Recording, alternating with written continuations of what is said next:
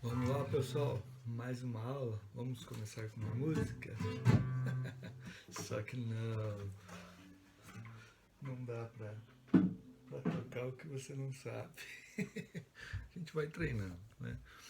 É, boa tarde a todos. Estamos aí com mais uma aula para a gente começar. Agora falando de cumprimento de sentença de pagamento de quantia certa. Vamos lá, então?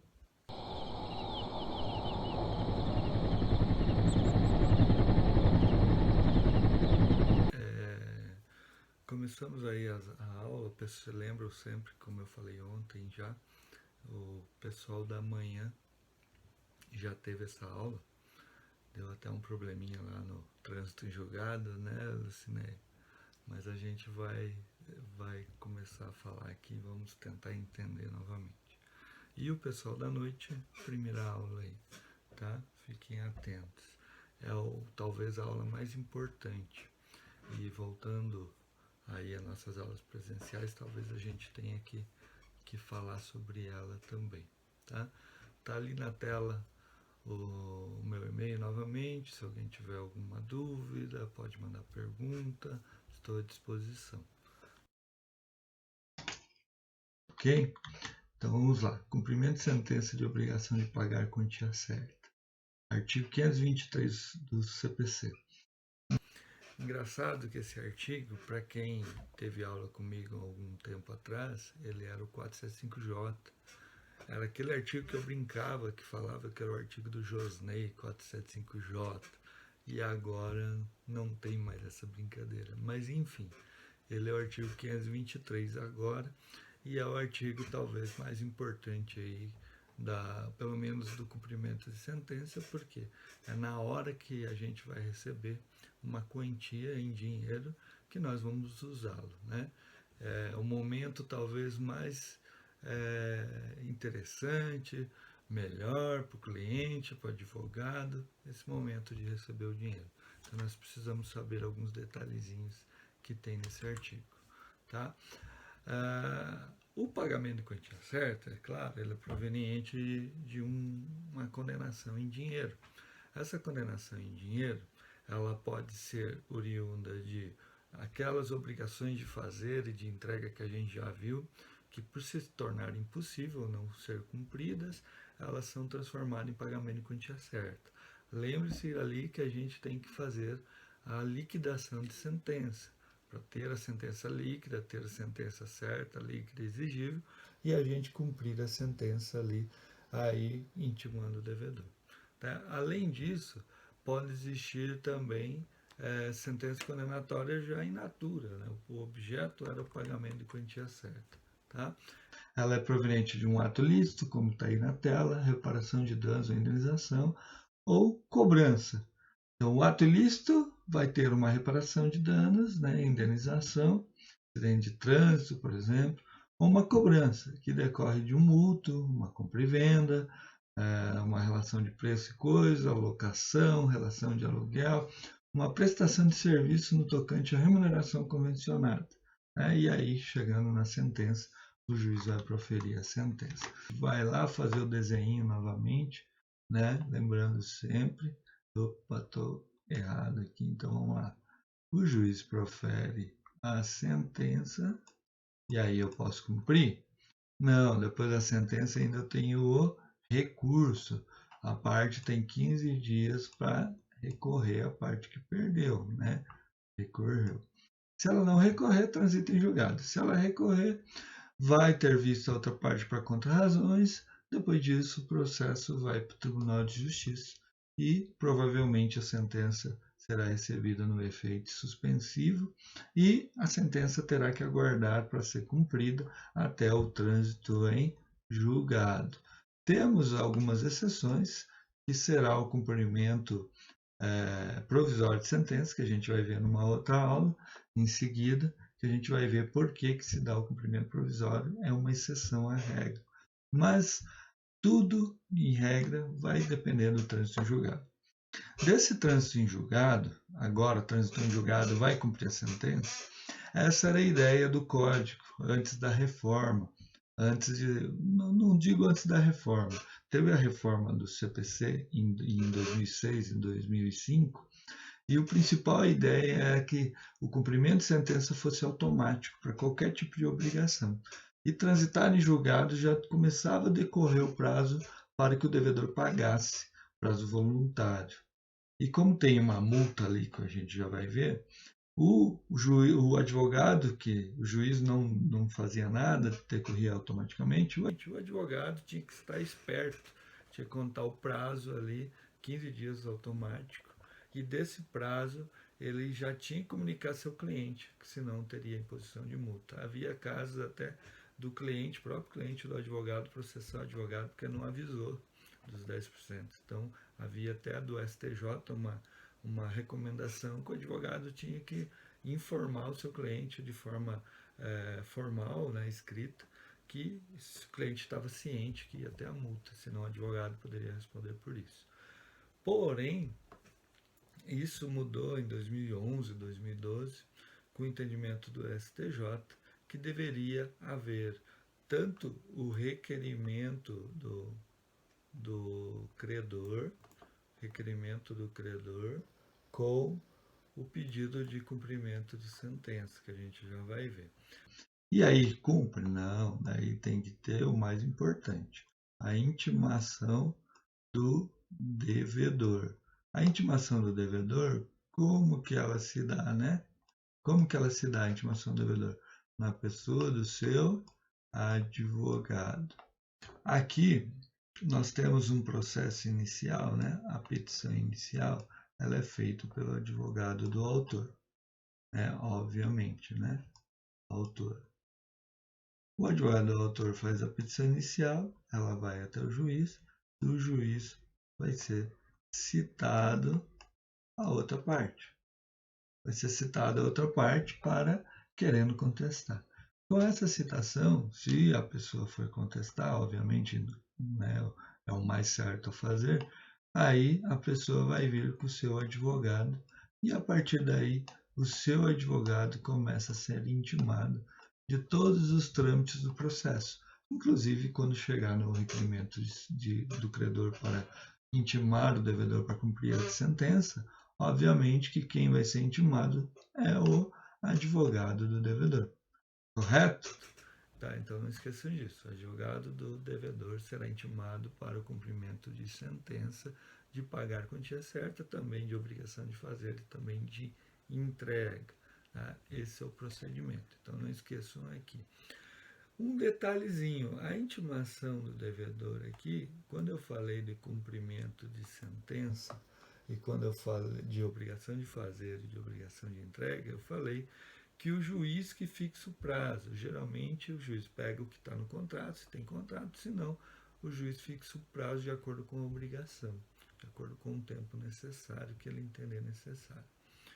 Porém, aqui por força do artigo 523, esse artigo já me traz o prazo, que é de 15 dias. Então, aquele prazo voluntário que a gente aprendeu, que o devedor será intimado para cumprir a obrigação, será para pagamento de quantia certa de 15 dias. Prazo voluntário. Prazo voluntário. Por que voluntário? Porque voluntário é um momento que o devedor vai decidir. Eu vou cumprir a obrigação. Ele tem a vontade de cumprir. Se ele cumprir dentro desse prazo, não vai sofrer nenhuma sanção dele. E agora, se ele não cumprir dentro do prazo? Primeiramente, antes da gente chegar nessa parte, vamos voltar ali e vamos ver a situação da intimação do devedor. O devedor, como eu falei, ele é intimado a pessoa do advogado, né? Então, regras de intimação do devedor no cumprimento de sentença. A gente já falou outras vezes disso, mas vamos falar para deixar bem claro aqui no cumprimento para pagar quantia certa. A intimação do devedor se dá pelo artigo 513. O cumprimento de sentença se dará pelo artigo 513 e as normas de intimação do devedor. Tá? O cumprimento de sentença dará pelo artigo 513 e as normas de intimação do devedor. Primeiro, primeira sentença que reconhece o dever de pagar quantia certa provisória, definitivo, far-se-á sempre a requerimento do exequente, tá? Sempre requerimento do credor, sempre requerimento do credor, tá? Do exequente. Exequente, credor é a mesma coisa, claro, né? Mas quando a gente fala em execução, cumprimento de sentença, a gente vai falar exequente, executado. Eu falo credor para a gente não perder o fio da meada, tá? Mas é exequente. O devedor será intimado para cumprir a sentença após o requerimento do exequente. Como que ele vai ser intimado? Pelo Diário da Justiça, na pessoa do seu advogado constituído nos autos, tá? Nesse sentido, ele vai ser intimado como? No processo físico, se dava através do Diário da Justiça. Porém, né, volta um pouquinho, porém, no processo eletrônico agora, Lei 11.419, 2006, que é uma lei federal, informatização do processo, essa lei determina que o devedor ele seja intimado pelo processo eletrônico. E aí, no Paraná, nós temos a Resolução 3/2009, que normatizou o processo eletrônico no Paraná, começou em 2011. Então, quando fala nesse inciso 1 pelo Diário da Justiça, porque no processo físico, usou o anterior, que era o processo, né? Hoje já é, no Paraná, pelo menos é tudo eletrônico, então nós tínhamos a intimação do advogado pelo Diário da Justiça. Hoje nós temos pelo processo eletrônico, que eu já vou explicar melhor para vocês. E no Paraná temos essa resolução 3/2009 e o processo começou a se efetivar em 2009, mesmo em juizado e tal, mas teve uma efetivação maior em 2011, né, principalmente aqui em Cascavel. O processo eletrônico chegou em Cascavel em 2011. Tá? Nesse sentido, então, nós temos a intimação do advogado, a gente já vai ver como que vamos contar o prazo. Vamos lá, então, continuando. O trânsito em julgado, como que se dá lá, e o pagamento da multa dos 15 dias, como que a gente vai contar. Coloquei um calendário aqui para a gente entender. Então, vamos lá. Vamos supor que a sentença ela foi proferida dia... Vamos botar aqui dia 13. Foi proferida a sentença de fevereiro. Eu já posso contar o prazo de recurso transjugado? Não. Vai depender da intimação do advogado. Como que o advogado ele é intimado para cumprir a sentença? Como que funciona? O advogado ele é intimado via processo eletrônico. Vou sair aqui para vocês darem uma olhada. Esse aqui é o Projude. O advogado tem uma senha, um login lá, como qualquer um para entrar no Projude. Entra no Projude, entrou. Eu tenho meus processos aqui. Se eu clicar aqui, eu vou ter os processos que eu estou sendo intimado, as últimas movimentações. Eu não vou clicar porque vai aparecer o nome dos meus clientes aqui e talvez eles não gostem. Mas eu vou abrir aqui uma outra situação para a gente ver isso. O devedor é intimado na pessoa do advogado, que dá através então do sistema eletrônico. Aqui eu tenho as minhas intimações, então eu entrei com a minha senha, tenho as minhas intimações, que tem o nome do processo, nome das partes, eu deixei assim para não aparecer o nome do meu cliente. Aqui aparece que eu fui intimado e quando vai abrir o prazo. Por quê? Porque funciona assim. Então, nós temos duas situações. Nós temos a expedição de intimação e a leitura de intimação. Para a finalidade de intimação do advogado veio através do sistema eletrônico. Aqui, na expedição de intimação, tenho 10 dias corridos, que é uma espécie de carência, que ainda não está correndo prazo. Fica só no nome lá do... só sei que está ali, mas não está correndo prazo ainda. Então está aqui aberto ao prazo, ó. Não tem nada de prazo ainda. Depois desses 10 dias corridos, daí eu tenho a leitura de intimação. Da leitura da intimação, que também vai ocorrer no 10º dia, eu tenho e necessariamente ficar atento ao prazo, que daí vai começar o prazo a correr em dia útil, né? Correndo em dia útil. Se a leitura cair num feriado ou num sábado, ela será considerada como segunda-feira. E o próximo dia útil é o início do prazo, né? Início do prazo contado, que eu coloquei um exemplo. Então, eu tenho aqui, ó, se o prazo, deixa eu fechar isso aqui.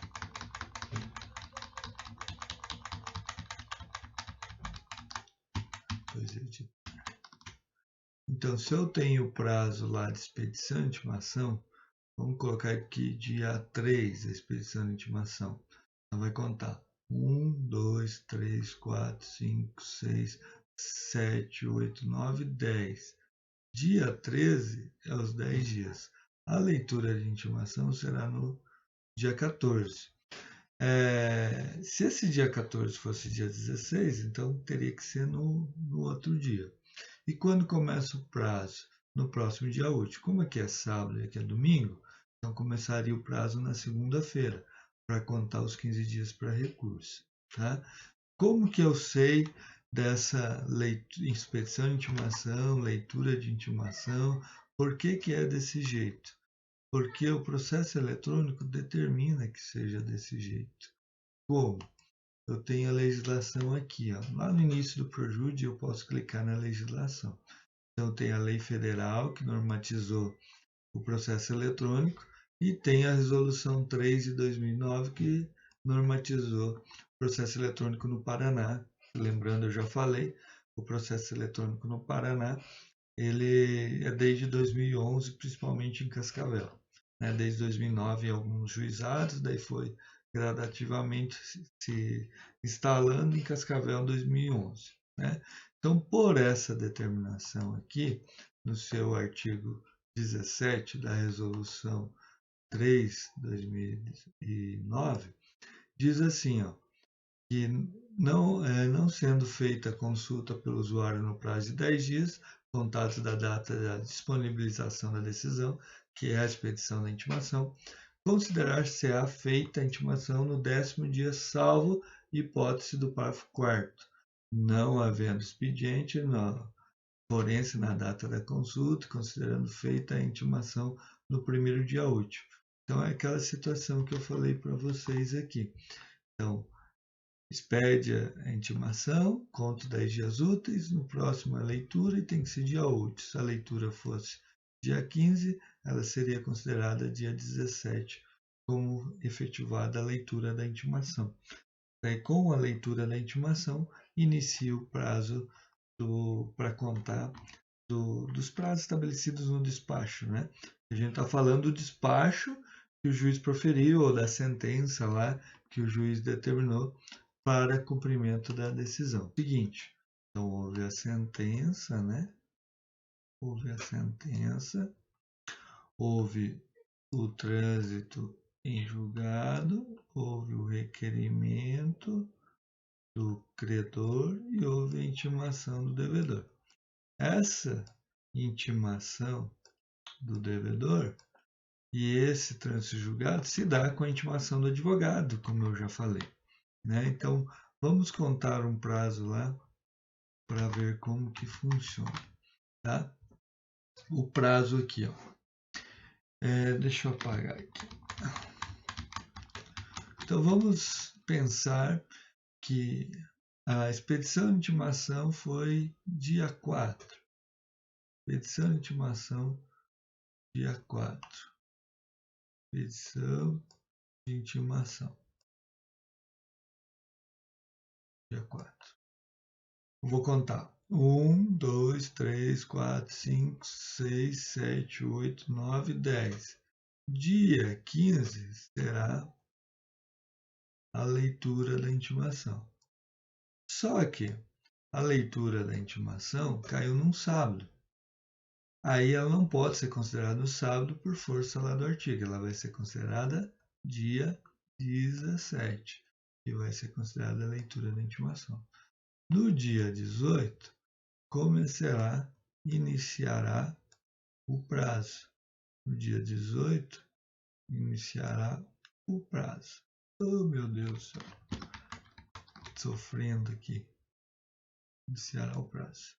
Então, se eu tenho prazo para o prazo do trânsito em julgado ali, que é 15 dias para recorrer, correto? Então, eu vou contar a partir do dia 18. Somente dia útil. 1, 2, 3, 4. Sábado, domingo, não. Aqui foi feriado de carnaval, então dia 26. 5, 6, 7, não conta, não conta.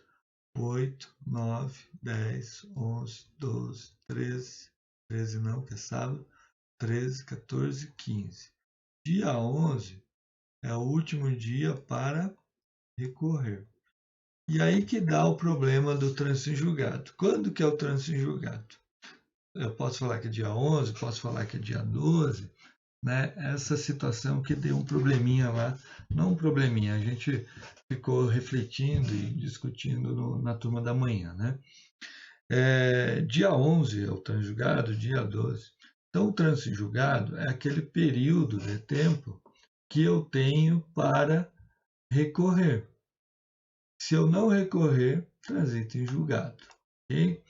Então, eu vou ter uma coisa julgada se acaso a parte não recorrer. Se eu tiver aqui antes, vamos dizer que eu sei lá agora, que o trânsito em julgado vai ser dia 11, né? Que o trânsito em julgado. E o último dia do prazo é dia 11.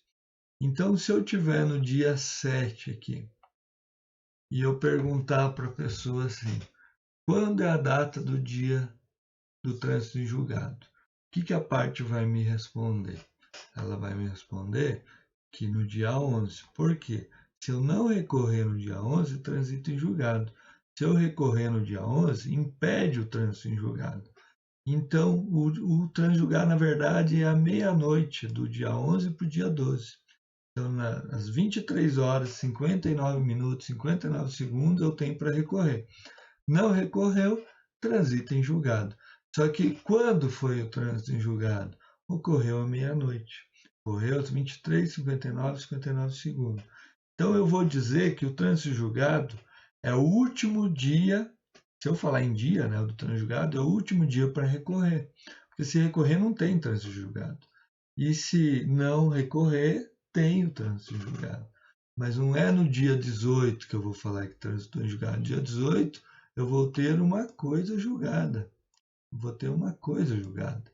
Mas se eu falar o trânsito em julgado, falar ontem você não recorreu. Então ontem foi o trânsito em julgado. Por que não? Por que trânsito em julgado? Porque não recorreu. Quando que era o prazo para ele ter recorrido? Ontem. Então ontem ele não recorreu, trânsito em julgado. Então qual que é o dia do trânsito em julgado? É o último dia para recorrer. Não é o dia seguinte. E ali, a maioria dos cartórios que eu vi, né, alguns cartórios, estão certificando que o trânsito em julgado é aqui. Na verdade, né, o trânsito em julgado é o último dia para recorrer. Mas tem diferença eu certificar aqui, certificar dia 26? Não, porque ele não recorreu. Evidentemente que eu recorrendo dia 18, eu vou poder falar para o juiz, dia 18 é o último dia do prazo para recorrer. E não dia 18, não, né? 12 aqui. E não dia 11. Daí eu vou ter que justificar para o juiz que está tempestivo. Agora, se lá no dia 27 eu quiser recorrer, eu já não vou ter nem como justificar. Se é 11, 12, eu perdi o prazo. Entendeu? Então, dia 27 já não importa mais que dia foi o trânsito julgado. Importa que ele não recorreu. Se ele não recorreu, transitou em julgado. Antigamente contaria, como eu já falei, porque era automático. Então, terminava o 15º dia, no 16º dia já tinha que começava o prazo para pagar a dívida lá, os 15 dias do prazo voluntário. O 475J não tinha que necessitava da intimação do devedor. E aí veio a sistemática nova do CPC colocando isso. Agora o devedor tem que ser intimado. Então, nesse nosso exemplo aqui, então vamos contar o prazo ali de novo. Ó. Dia 4, a expedição de intimação. Então, 10 dias corridos. 1, 2, 3, 4, 5, 6, 7, 8, 9, 10. Dia 14, o 10º dia. A leitura de intimação é no próximo. Seria dia 15. Como o dia 15 é sábado, então a leitura da intimação se dá no dia 17. No dia 17, eu tenho a leitura de intimação. Leitura de intimação. Como eu tenho 15 dias para recorrer, então vamos contar o trânsito julgado a partir do dia 17, conta o próximo dia útil. 1, 2, 3, 4. Sábado e domingo não conta. Feriado de carnaval não conta. Dia 16, quarta-feira de cinza, sim. Já abriu o fórum. Então, 1, 2, 3, 4, 5, 6, 7. Sábado e domingo, 8, 9, 10, 11, 12, 13, 14 e 15. Então, dia 11 é o último dia para recorrer, ou seja, é o dia do trânsito em julgado, como eu acabei de explicar. Ok? Depois, qualquer pergunta aí sobre o trânsito em julgado, vocês me perguntem aí para a gente não ficar na dúvida, tá? Acredito que fica certinho dessa forma aí. Tá? Com relação agora à sentença, trânsito julgado, lembre-se que tem que fazer o requerimento, credor, e daí o devedor vai ser intimado. Como a gente acabou de ver, o devedor ele é intimado na pessoa do seu advogado. Lá está diário da justiça, né? Mas não é na pessoa do advogado, porque o processo eletrônico mudou. Então, daí nós vamos ser remetidos ao artigo 523. Anotem aí artigo 523. Vamos ler aqui. Depois eu vou voltar tudo explicando de novo. 523.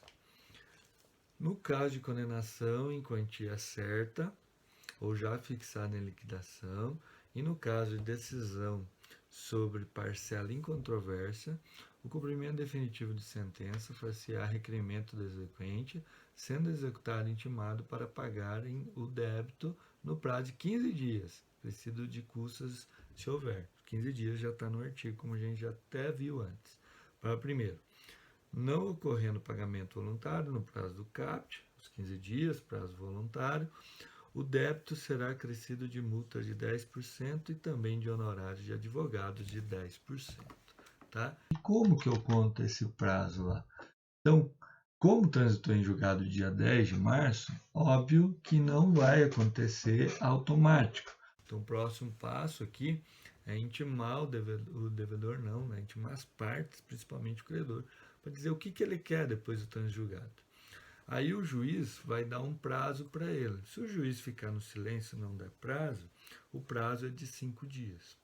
E aí começa ele ter um prazo de 5 dias para fazer o requerimento. Se ele não fizer o requerimento, o processo vai lá para o arquivo provisório, e daí tem aquela sistemática do artigo 921, que diz que, no parágrafo 1º, que diz da pressão intercorrente.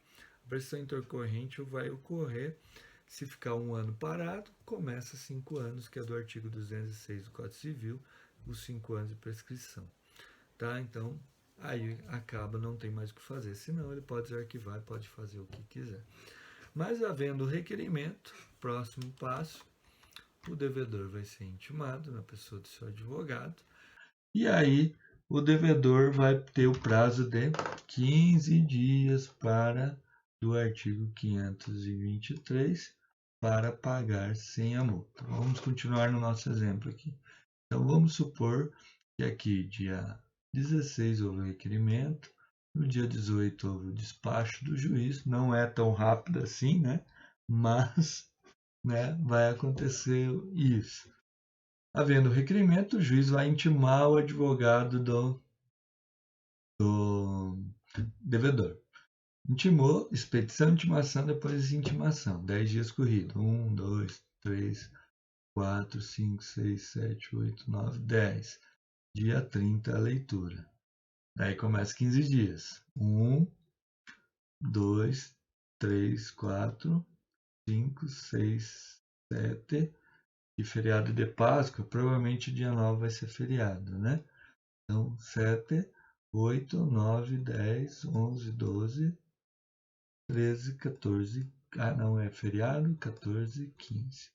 Então, dia 23 é o prazo do artigo 523 para ele pagar sem o acréscimo de multa de 10% e honorários de 10%.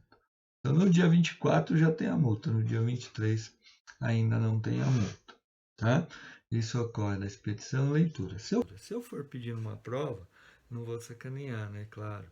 Eu vou colocar que vai ser da leitura da intimação. Então você sabe que dali você já tem que contar o prazo. Então eu falei, a leitura da intimação ocorreu dia 18. Então você vai começar a contar a partir do dia 19. Tá? Para ter uma ideia aí. Se tiver dúvidas, fala que daí a gente faz um outro vídeo só da contagem do prazo, de repente, para explicar melhor. Mas se não, retorna o vídeo aí e tenta entender essa questão do prazo. Ok? Tá? Então, eu fiz aqui um requerimento de sentença para a gente entender. Deixa eu pegar esse processo, vou voltar no Projude, então aqui, dentro do Projude aqui, eu vou procurar aquele processo lá para vocês verem aquela contagem do prazo. Vamos pegar de modelo. Como esse aqui está arquivado, aí não vai dar problema nenhum. Então aqui eu tenho o movimento do processo, como se eu tivesse o processo aqui. Tá? Então aqui, quando foi proferida a sentença.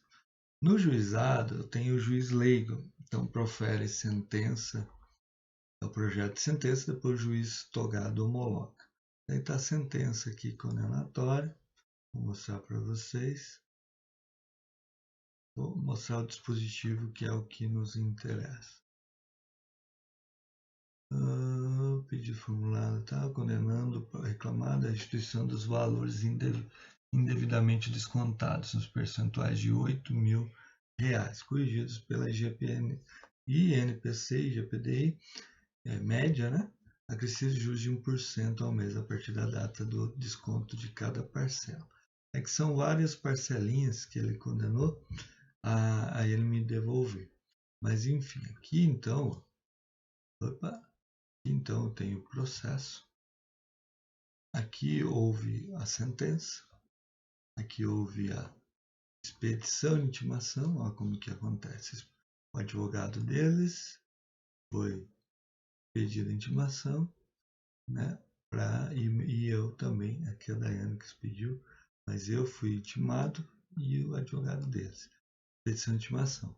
Depois de 22/8, lá 10 dias, deu dia 2/9. Querem contar aqui, ó? Vamos contar aqui, ó. 8. 22/8 lá, 22/8. Então vou contar 10 dias. 1, 2, 3, 4, 5, 6, 7, 8, 9, 10. 10 é domingo, então não pode. Caiu para o dia 2. Leitura de estimação dia 2. Dia 2 eu vou contar, só que ali, ó, no juizado não é 15 dias para recorrer, é 10. Saiu do calendário. Vamos voltar lá. Então, é 10, né? Então, tinha dado dia 2 a leitura. Então, vou contar agora os 10 dias. 1, 2, 3, 4, 5, 6, 7, 8, 9, 10. Dia 16 é o último dia para recorrer. Não recorreu? Dia 17 decorreu o prazo. Eles certificaram o trânsito em julgado aqui. Como vocês podem ver, certificaram o dia do trânsito em julgado, o dia que recorreu. Mas deveria ser o dia 16, que é o último dia para recorrer ao trânsito em julgado. Mas, enfim, não vai ter relevância aqui, mas transitou em julgado. E eu, antes de ser intimado do requerimento, lá de trânsito em julgado, eu já fiz a minha petição aqui. Ó. Na verdade, eu fui intimado. Ó. leitura de intimação. O que saiu o despacho aqui? Intime-se a reclamado para que, junto com o provando de pagamento, constando no número judiciais também. Ah, não, é que ela já depositou antes. Aqui eu fiz a petição aqui, ó, até antes de certificar o trânsito em julgado. Eu estava fazendo um requerimento de cumprimento de sentença, pedindo para pagar na forma do artigo 523. Ó. Cadê? 523, sob pena de multa 10%. O juizado não tem honorários, nem não vai honorários. E aqui o demonstrativo do débito, que tem que fazer, que a gente já vai mencionar isso. Demonstrativo do débito para vocês verem. Planilha de débito atualizado, cada valor que eles tinham me pagar, dá os 11 mil lá para pagar o cliente. Então, por isso aqui eu consigo ver ali a intimação. Então, é mais ou menos assim essa intimação. Eu tenho aqui está as intimações, aqui está, né, como eu já falei antes, o início dos 10 dias corridos e o vermelho que vai haver a leitura. Eu, clicando aqui, aguardando o cumprimento, eu tenho aqui os 10 dias e já aberto o prazo meu, já começando o prazo aqui, o final do prazo anotado aqui, que vai decorrer. Com esse final do prazo, eu tenho até ali para fazer o que eu tenho que fazer, o requerimento, recorrer em seguida, né? Aqui, se eu clicar nas últimas movimentações, eu sei todos os meus processos que estão andando, despachados e tudo mais. Então, essa é a situação do Projude para vocês saberem sobre a leitura da intimação e a expedição de intimação para iniciar o prazo e a contagem do prazo ali, respectivamente. Tá? Deu para entender tudo? Ficou jóia? Tá? Acredito que sim, essa contagem de prazo. Tá? Vamos seguir. Então, a gente viu a intimação na pessoa do advogado, diário da justiça, vimos como que conta o prazo, tudo bonitinho. Esse prazo conta se tem advogado, né, no processo. Se não tiver advogado no processo, aí ele tem que ser intimado pessoalmente, do artigo 523, para se manifestar. Né? Se não tiver procurador constituído nos autos, inciso 2. Mas também quando ele é defendido e ele é pela Defensoria Pública, não é feita a intimação via eletrônica. A Defensoria Pública tem que ser intimada pessoalmente. Então vai ter que intimar, na verdade, o réu, o devedor, para começar os 15 dias do prazo. E ele vai até a Defensoria Pública se ele precisar. Então a Defensoria Pública se exime disso, de ser intimado e ter que avisar o cliente. Até porque o cliente, às vezes, ele vai estar sumido, às vezes nem o defensor público encontra mais ele. Aqui a intimação por meio eletrônico, quando no caso do parágrafo 1º do artigo 246. Hoje o Projude ele mantém convênios e mantém uma norma que as empresas grandes, tipo telefonia, bancos, empresas grandes, qualquer empresa, pessoa jurídica, ela obrigatoriamente tem que se cadastrar no Projude e cadastrar seu endereço, manter seu endereço atualizado. Então, o e-mail, né? Ela é intimada via e-mail dos procedimentos. Então, intimada via e-mail, começa o prazo de 15 dias. Isso se não tiver advogado. Se tiver advogado constituído, é na pessoa do advogado. Por edital, quando citado também por edital. Por edital, ele vai ser intimado se lá atrás, né, lá no início do processo, não foi encontrado, ele foi citado por edital. Mesmo que nomeie um curador especial, o curador especial vai representar, né, tem que ser nomeado quando é citado por edital, mas o curador não tem um contato com ele, com o devedor. Então, ele vai ter que ser novamente intimado por edital. Nas hipóteses do parágrafo 2º, inciso 2 e 3, considera-se realizar a intimação quando o devedor houver mudado de endereço. Olha só, isso veio do juizado especial para a justiça comum. O juizado já era assim.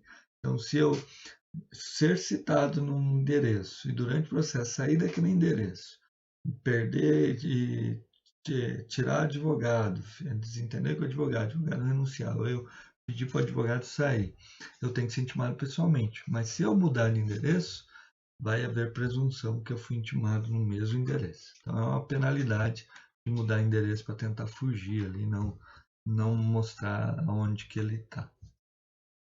E outro detalhe, se o requerimento passar de 1 ano para ser feito, aí esse processo vai para o arquivo provisório e aí o credor, pode desarquivar para cumprir a sentença, porém ele vai ter que pedir a intimação pessoal do devedor, não mais da pessoa do advogado. Um detalhe aí. Cumprimento de sentença não poderá ser promovido em face do fiador, do coobrigado ou do corresponsável que não tiver participado da fase de conhecimento. Isso aqui é uma situação óbvia, né? Mas vamos desenhar aqui, ó.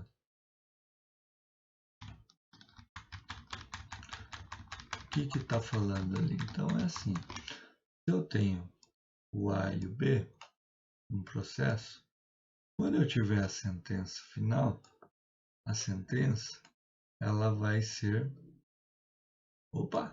a sentença ela vai atingir o A e o B. O C aqui, ele é um terceiro, né? A sentença não vai atingir ela. A sentença vai ficar longe dele. A sentença vai ficar longe dele. Mas vamos supor que o B não tem bens. E daí, e agora? Eu quero pegar os bens do fiador. Eu posso pegar os bens do fiador? Não, porque a sentença não faz não faz lei entre a pessoa estranha. Para que a sentença venha pegar o fiador, esse fiador tem que participar desde o início do processo. E daí ele foi citado, pode contestar, pode apresentar provas, tudo mais. Se não ocorreu isso, óbvio que não pode. Daí, o que tem que fazer?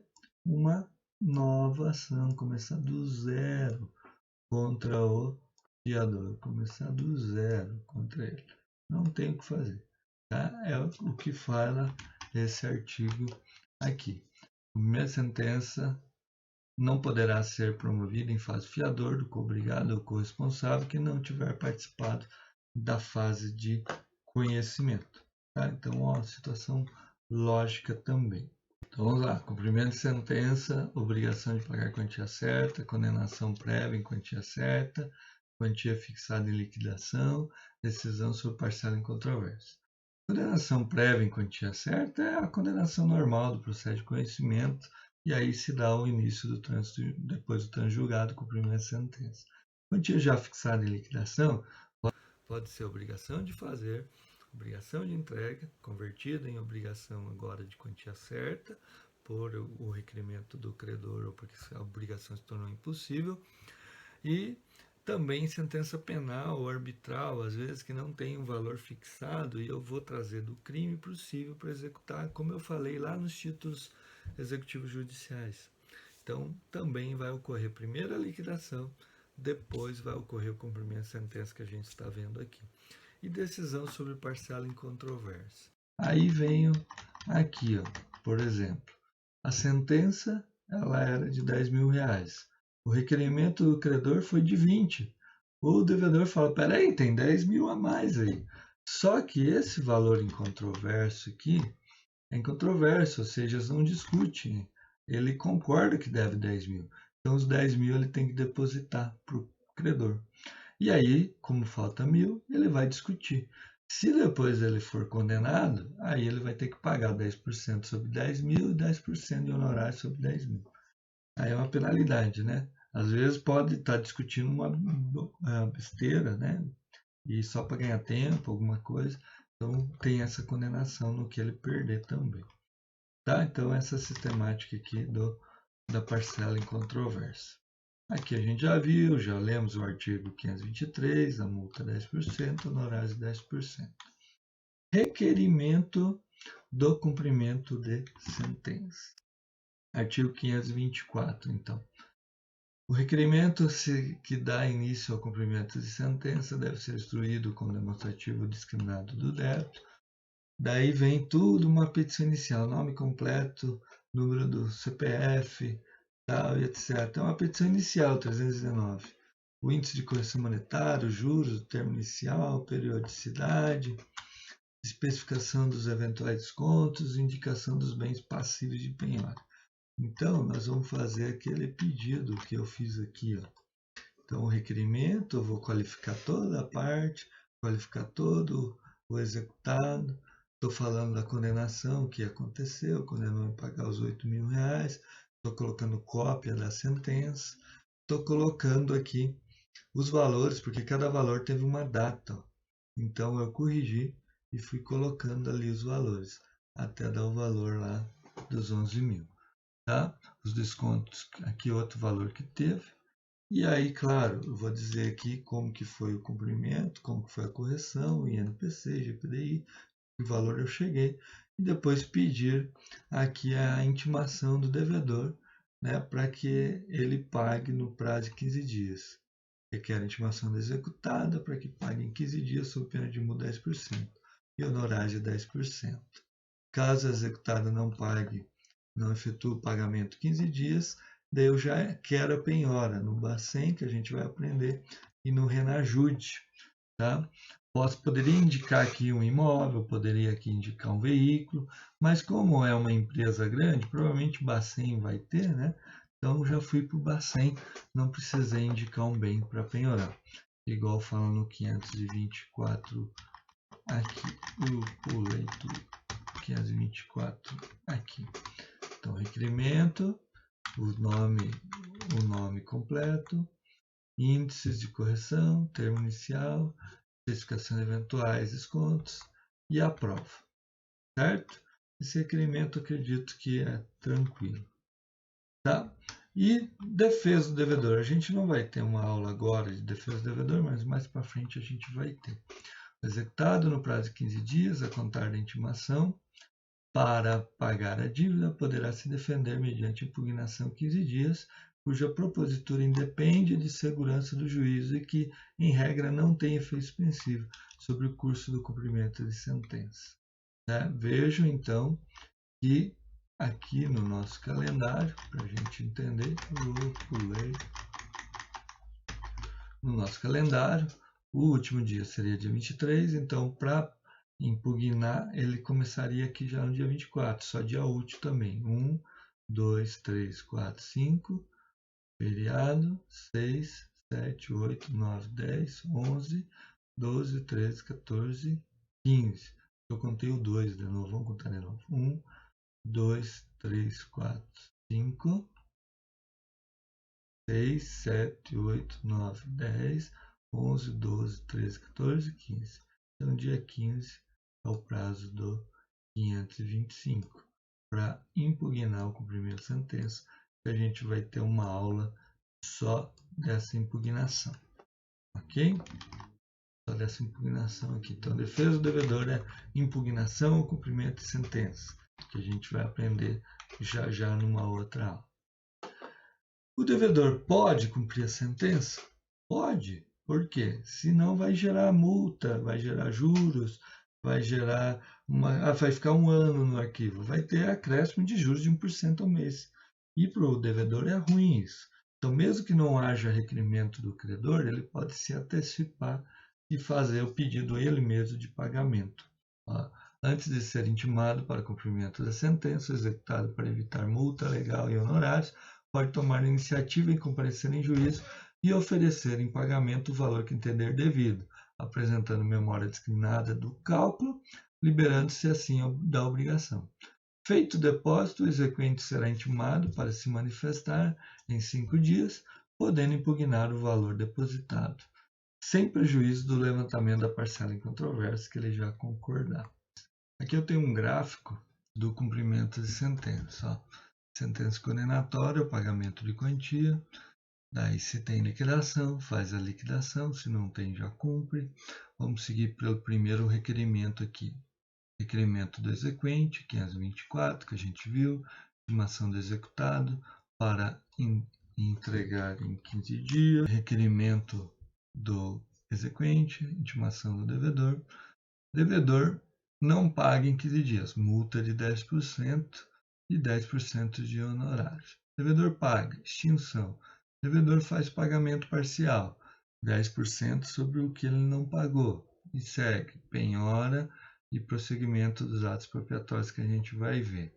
O devedor apresenta impugnação, então ele quer discutir a dívida.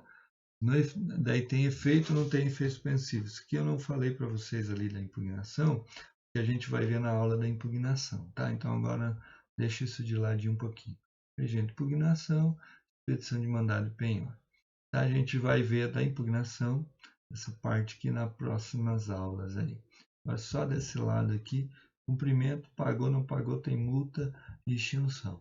Quando o devedor, ele cumpre, intima o exequente concorda, vai para o arquivo. O exequente não concorda, ele tem que depositar valor em controvérsia, o valor diferencial, o juiz tem que decidir. E daí o exequente levanta o valor e a dívida, o processo acaba extinguindo. Daí o juiz homologa a sua extinção, manda por arquivo. Certo? Beleza, gente? Então fica aí para vocês aí o cumprimento de sentença de pagar a quantia certa, a nossa aula aí virtual devido ao nosso a esse problema que a gente está vivendo. Cuidem, aí não saiam de casa, vamos estudar em casa, aproveitar esse tempo aí que a gente está tendo, né? Pelo menos a gente tem aí afazeres a ser cumpridos. E fique com Deus. Na dúvida aí, me mandem e-mail, o líder fala comigo, a líder aí fala comigo. E se precisar, até eu gravo outro vídeo aí de alguns detalhezinhos menores, se houverem dúvidas, tá? Abraço a todos, fique com Deus.